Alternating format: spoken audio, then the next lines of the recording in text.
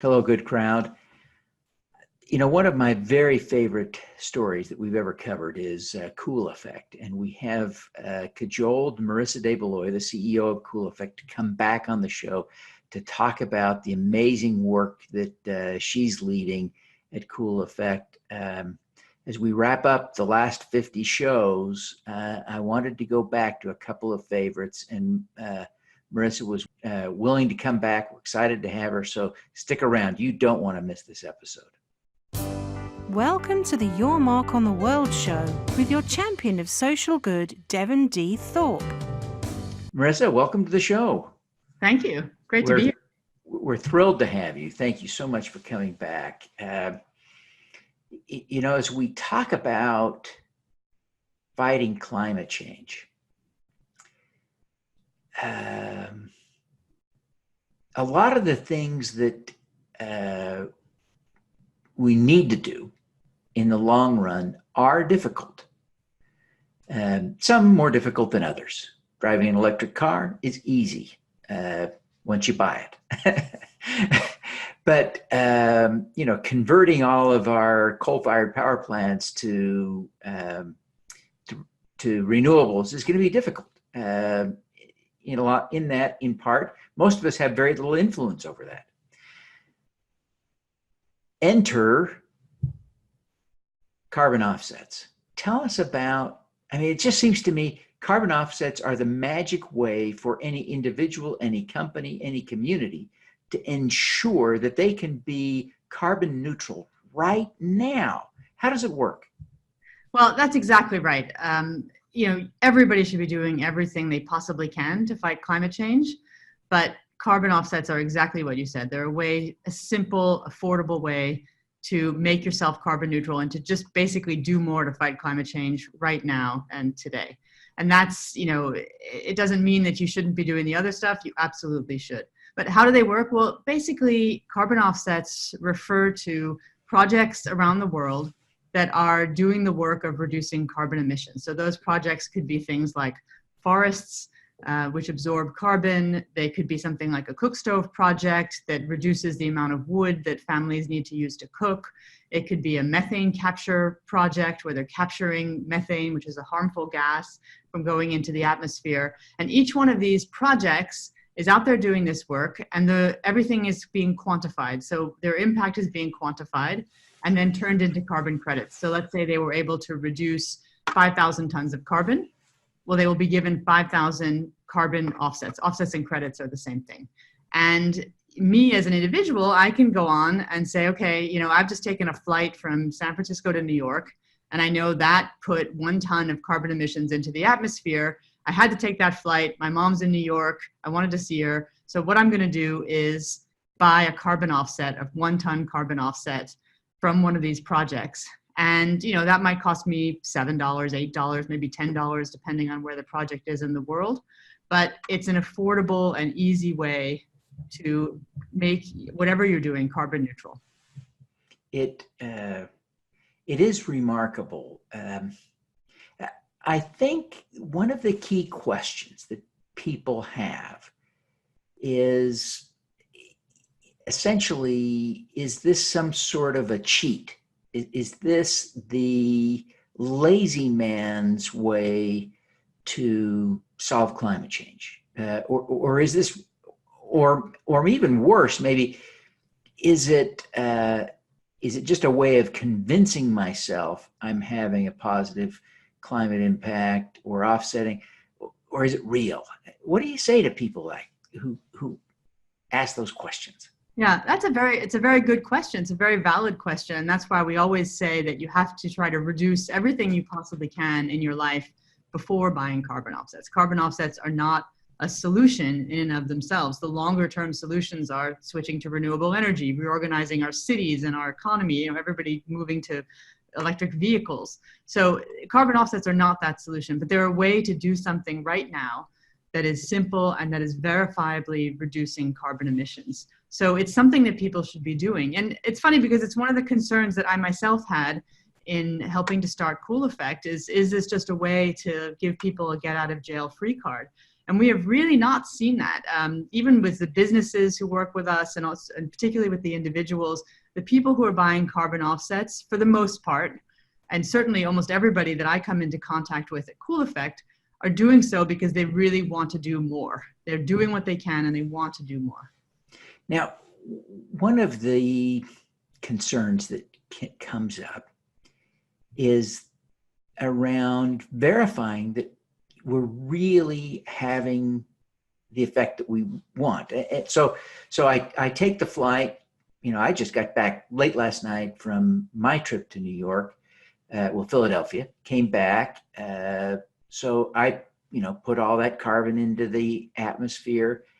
How do you know, and how do you convince yourself that the carbon offset, that 1 ton carbon offset I buy actually removed a ton of carbon? Because I know I contributed that ton when I went to Philadelphia yesterday. How do you know that you got it out? Yeah, well, that's why Cool Effect was set up. Cool Effect is a nonprofit, and we have a team of practitioners and scientists who do nothing but verify projects. So all of these projects, let me just be clear, all of these projects will already have met the requirements of one of the major global standards for carbon offsets, and that's Gold Standard or the Climate Action Reserve here in California. There are a few of them. They will also, as part of that process, have had an independent third-party verification. So again, a team of scientists who do basically, whose whole job is to make sure that that's, what they're saying is true. After those 2 processes, we, Cool Effect, do our own very detailed due diligence with our own team to make sure that what these projects say they're doing is actually being done. And this is really important because not all carbon projects are created equal. There is really a wide variation of the 10,000 or so projects that are out there. Only a portion of them, and less than half, I would say, would meet Cool Effect's additionality standards, meaning that the project can only survive because you or I or somebody else is supporting it financially. So it's a really important step. And it's a problem because some of the other ways that there are to offset are with projects that are arguably not reducing the carbon that you think you're reducing. Interesting. So they're triple verified, so with confidence that when someone donates to cooleffect.org, carbon comes out exactly as promised. And so if I create a ton of carbon flying to Philadelphia and back, I can suck a ton of carbon out by giving you a whopping $20. For the right project, right? Amazing. It's really amazing work. Now your platform works kind of like a crowdfunding site, which I love. I'm a huge fan of crowdfunding. And so people can go on and they can actually choose the project they want to fund. And the carbon price is a little different on each project, but the other social benefits are different. Tell us a little bit about some of the projects that are currently on the site.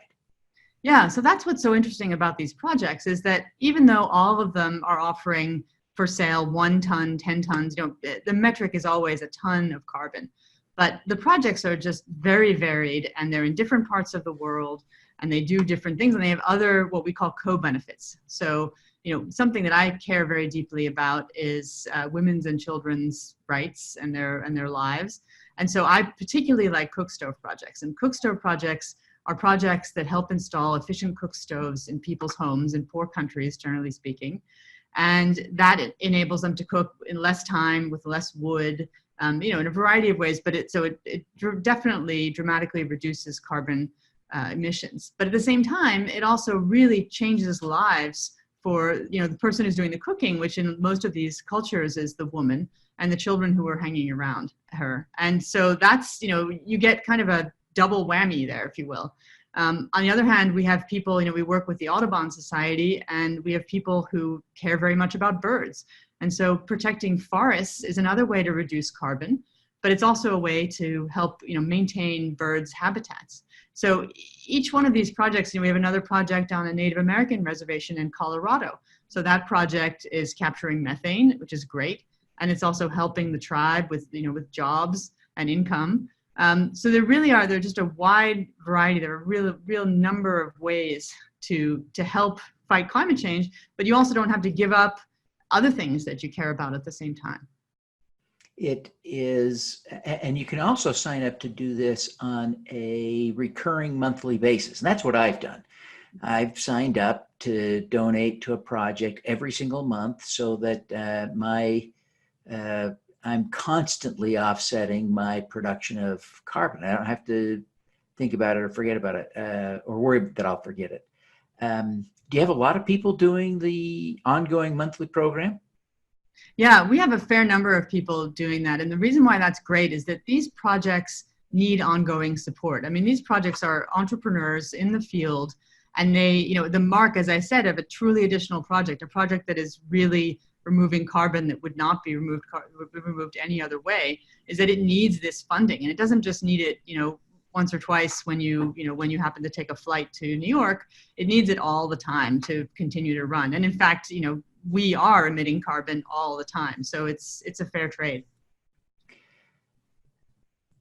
Circling back to one of our earlier points, it seems to me that carbon offsets are not just a bridge to a carbon-free world, but that they're likely to be needed forever. Human beings produce carbon, and much of our activity generates carbon, but our bodies themselves, right? When we breathe, right, we're converting oxygen into carbon dioxide, like cows do. We're often, those of us in the climate community tend to think about cows as being big methane producers, and we're contributing too in a similar way. Am I thinking about this the right way, that there will probably always be a need for carbon offsets? I wouldn't think so. The way I think about carbon offsets is that they're a bridge, as you said before, a temporary solution to get us where we need to go to the point where we have a decarbonized society and real options where you and I do not have to emit nearly as much carbon as we do today. The whole carbon offset mechanism is, it's a man-made mechanism. It's a financial mechanism that doesn't have to exist, but it uses things that are already in place that do remove carbon. So, if we had a world where the forests were protected more naturally, well, we wouldn't need carbon offsets because the forests absorb carbon. That's what they do. The oceans, they're absorbing less and less carbon at the moment, but they also absorb carbon, grasslands, et cetera. So once we get to a place where we're not emitting nearly as much carbon into the atmosphere and we're protecting our natural resources, we should have a balance again, and we would no longer need carbon offsets. Now that's, I don't know how many years out that is, but I hope that there's a world where we don't need carbon offsets anymore. Well, that sounds very appealing. Some people are working on machines that will suck carbon out of the air. I'm not super close to that, but I understand that in the best case scenario, they can pull carbon out at a cost of about $30 a ton, which makes it relevant for us to talk about the price of carbon on your website. Now you've got, at Cool Effect, there are lots of different projects. What are the price ranges per ton of carbon? So the prices range from about $5 a ton to about $13 a ton. And, we put a price on each project. And the reason we do that, and I don't think anybody else does that right now, is that we want to be transparent about these particular projects and where the money is going. So when you want to support a project, we have some people who come to us and they say, I just want to get rid of my carbon. I want to be carbon neutral, and I just want to do it as cheaply as possible. And great, and they should support a project based on price that's the cheapest one possible. We have other people who come to us and say, I want an American project. I want something in my state because I want to support locally as well as fighting climate change. Those projects tend to be more expensive because the cost to build a project in the United States is not the same as the cost to build one in Africa or in Southeast Asia. And that's just natural. So we wanted to put that up there on the website and let people know, okay, here's what the costs are. We will also, for every project, let you know where your money went. We do a very detailed financial analysis on each one of these projects, which is not something that most other people do, to make sure that they're financially sound, to make sure that when you when you send money to one of these projects through Cool Effect, that it's being used to, forward looking to create more emissions reductions in the future. But yeah, and direct air capture is a really interesting technology, and the price continues to go down.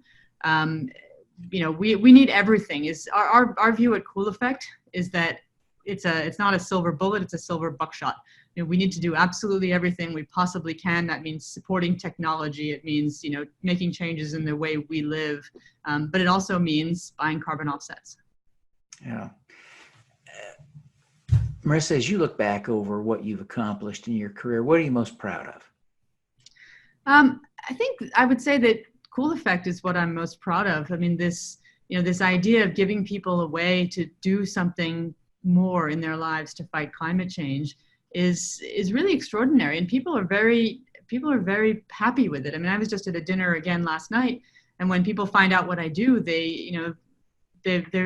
people are hungry for solutions. They're hungry for ways to take action to fight climate change. It's the problem of our time, and most people feel helpless to do anything about it.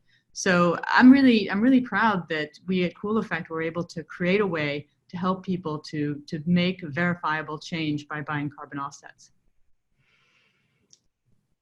Marisa, what's the most important lesson you've learned? I think the most important lesson is that it's really about the people in this business. So we tend to think of, well, I guess probably in everything, but we tend to think of these projects as, a ton is a ton is a ton, but we've really had to create, relationships with each one of the projects and, help them to stay motivated and focused and, help them to grow as Cool Effect has been growing. And also by that token, highlighting, their struggles for some of the supporters of Cool Effect has been really impactful in many ways. It's not when you're working with projects in the developing world, things don't always go perfectly well, and you have to kind of be open and honest and connect connect people and talk about the issues. Marisa, why was it important for you to join the effort at Cool Effect personally? Why did you care about this and feel responsible enough that you would take on this role? Well, I've been always really passionate about human rights. I mentioned women and children, but really human rights writ large. And when I made the decision to transition out of a finance career into working in the nonprofit world, my first step was with a human rights organization. And I loved working there, but by and by I came to realize that there is almost no issue within human rights or within really anything else that my friends or family care about that is not going to get much worse with climate change. And so pretty much the biggest human rights issue of our time is climate change. That's powerful. That's powerful. What is your superpower, Marisa?